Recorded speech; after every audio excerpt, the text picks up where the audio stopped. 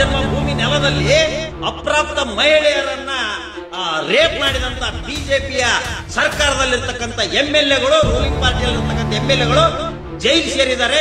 ಹೋರಾಟಗಾರರು ಅಂದ್ರೆ ಬಿಜೆಪಿ ಬಂದಾಗ ಅವ್ರ ಸಂಘಟನೆ ಬಿಟ್ಕಂತಾರ, ಈ ಕಾಂಗ್ರೆಸ್ನವ್ರು ಬಂದಾಗ ಇವ್ರ ಸಂಘಟನೆ ಬಿಟ್ಕಂತಾರ. ಅದರಲ್ಲಿ ಒಂದು 5-10 ಮಂದಿ ನಿಜವಾದ ಆರೋಪಗಳು ಇರ್ತಾರೆ. ಇನ್ನು ಉಳಿದವರೆಲ್ಲ ಫೇಕ್ ಇರ್ತಾರ, ಫಾಲ್ಸ್ಲಿ ಇಂಪ್ಲಿಕೇಟೆಡ್ ಮಾಡಿರ್ತಾರ ಪೊಲೀಸರು. ಶಿಕ್ಷಕರ್ ಯಾರ್ಯಾರು ರಾಜಕಾರಣಿಗಳು ಹೇಳ್ತಾರ ಅವ್ರನ್ನ ಹಾಕಿರ್ತಾರ. ಕಾಂಗ್ರೆಸ್ನಿರದ್ದ ಅವ್ರನ್ನ ಹಾಕಿರ್ತಾರ, ಅವ್ರದ್ದ ಇದನ್ನ ಹಾಕಿರ್ತಾರೆ. ಯಾಕಂದ್ರೆ ನಾವು ಪೊಲೀಸ್ ಏನ್ ಮಾಡ್ತಾರಂತ ನನಗೆ ಗೊತ್ತೈತೆ. ಕ್ರಿಮಿನಲ್ ಲಾಯರ್ ನನಗೆ ಗೊತ್ತಿದೆ. ಪೊಲೀಸ್ ಸ್ಟೇಷನ್ ಏನ್ ನಡೀತಿದೆ, ಏನೇನು ಮಾಡ್ತಾರ ನನಗೆ ಗೊತ್ತಿರ್ತದೆ. ಯಾರ್ದಾರ ಒತ್ತಡ ಬಂದ್ರೆ ಹಾಕಂದ್ರೆ ಅಂತ ಹಾಕಿರ್ತಾರೆ ಸಮ್ ಎವಿಡೆನ್ಸ್ ಇದ್ದಾಗ. ಸೊ ಹಾಗಾದಾಗ ಈ ಏನು ಬಿಜೆಪಿ ಮಾಡಲ್ಲ, ಗುಜರಾತ್ ಮಾಡಲ್ಲ ಅಂತ ದೇಶ ಅಂತ ತಂದ್ರಲ್ಲ, ರೇಪ್ ಮಾಡಿದಾರ ಬಿಡು ಅಂತ ಹೇಳಿದಾನೆ. ಗುಜರಾತ್ ಮಾಡಲ್ಲ, ಅದನ್ನ ಅವರು ಡಬಲ್ ಎಂಜಿನ್ ಸರ್ಕಾರ ಅನುಮೋದನೆ ಮಾಡಿದೆಯಲ್ಲ. ರೇಪ್ ಆಗಿರೋಕೆ ಯಾವ ಸಮಾಜ ಇರಲಿ, ಯಾವ ಧರ್ಮದವರೇ ಇರಲಿ, ಒಬ್ಬ ಹೆಣ್ಣು ಮಗಳು, it is an atrocity on the women of India nation, says Indian nationalist.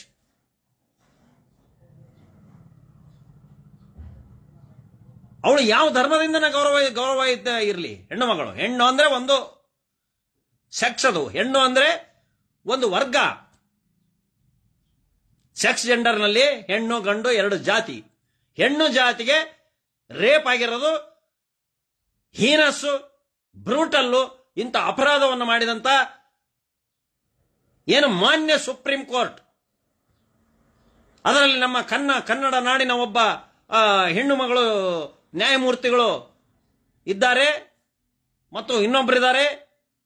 So ಈ ಡಬಲ್ ಬೆಂಚ್ ಮಾಡಿದಂತ ಒಂದು ಆದೇಶ, ಇದು ಸರ್ಕಾರ ಏನು ಮಾಡಿದ್ದು ಚೀತು ಅಂತ ಮಾಡಿದರೆ, ಅದನ್ನ ಕೇಂದ್ರ ಸರ್ಕಾರನು ಸಹಿತ ತಪ್ಪು ಮಾಡಿದೆ, ಅನುಮೋದನೆ ಕೊಟ್ಟದ್ದು ಇಲ್ಲಿಗಲ್ ಅಂತ ಹೇಳಿ ಅವ್ರು ಬಿಡಕ್ ಮಾಡೋದಲ್ಲ ಅಂದು ವಿತಿನ್ 15 days ಸರೆಂಡರ್ ಆಗ್ರಿ, ಮತ್ ಜೈಲ್ಗೆ ಹೋಗ್ರಿ ಅಂತ ಮೊನ್ನೆ ಮಂಡ್ಯ ಆರ್ಡರ್ ಮಾಡಿದ್ದಾರೆ.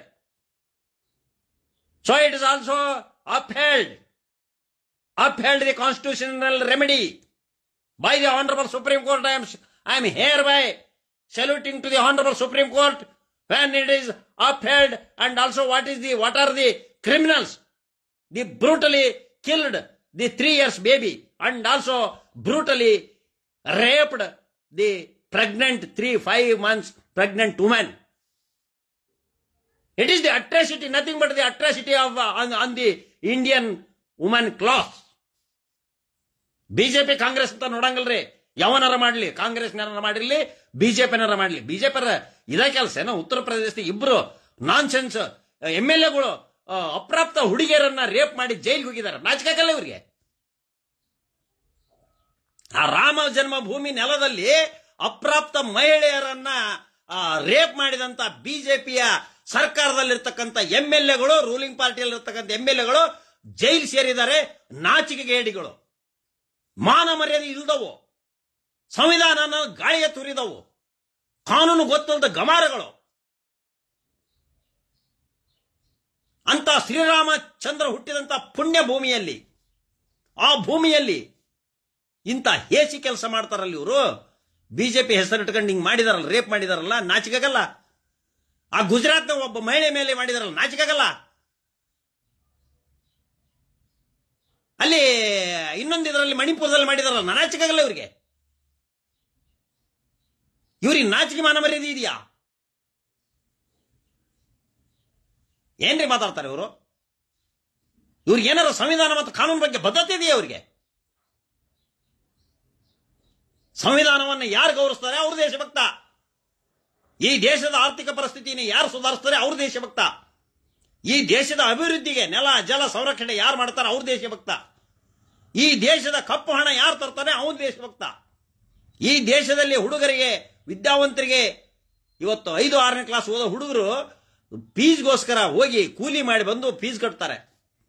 ಹೈಸ್ಕೂಲ್ ಓದೋ ಹುಡುಗರು ತಂದೆ ತಾಯಿ ಕಷ್ಟ ಕೊಡಬಾರದು ಒಂದು ರಜಾ ದಿವಸದಲ್ಲಿ ಕೂಲಿ ಹೋಗ್ತಾರೆ.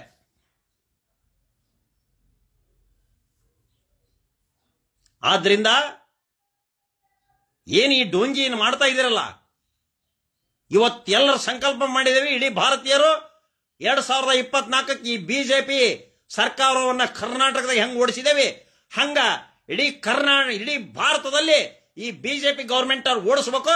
ಇವ್ರು ಮಾಡಿರ್ತಕ್ಕಂತ ಹಲವಾರು ಗಂಭೀರವಾದಂತ ಏನು ಇಶ್ಯೂಸ್ ಇದಾವೆ, ಗಂಭೀರವಾದಂತ ಅಪರಾಧಗಳಿದಾವೆ, ಅವನ್ನೆಲ್ಲವನ್ನು ಬಯಲಿಗೆಳಿಬೇಕು. ಮುಂದೆ ಬರ್ತಕ್ಕಂಥ ಸರ್ಕಾರ ಮುಂದೆ ಬಯಲಿಗೆ ಎಳೆದು ಏನೀಗ 11 ಮಂದಿ ಜೈಲಿಗೆ ಹೋಗಿದಾರಲ್ಲ, honourable supreme court impose conviction ಮಾಡಿದೆ ಅಂತಾರೆ. ಹಲವಾರು ಮಂದಿ ಜೈಲಿಗೆ ಹೋಗ್ತಿದ್ದಾರೆ, ಹೋಗಾರೆ.